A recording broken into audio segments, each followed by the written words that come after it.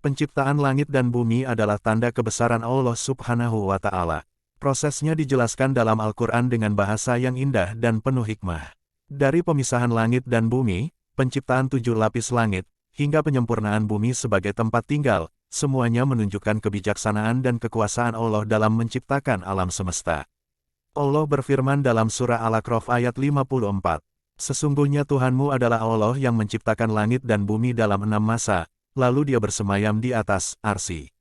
Walaupun disebut 6 masa, ulama berbeda pendapat mengenai panjangnya, karena waktu dalam perspektif Allah tidak sama dengan waktu manusia.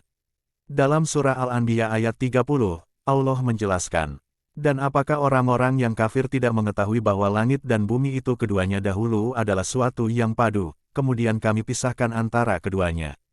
Ayat ini sering dikaitkan dengan teori ilmiah seperti Big Bang, yang menyatakan bahwa alam semesta berasal dari satu titik sebelum berkembang dan meluas. Allah menciptakan 7 lapis langit, sebagaimana disebutkan dalam surah Al-Mulk ayat 3.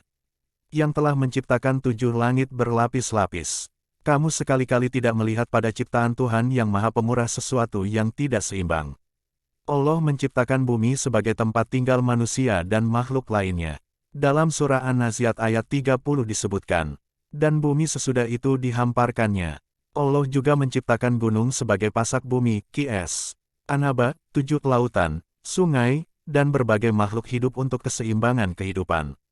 Dalam surah Luqman ayat 10, Allah menyatakan bahwa Dia menciptakan langit tanpa tiang yang dapat kita lihat. Dia menciptakan langit tanpa tiang yang kamu melihatnya.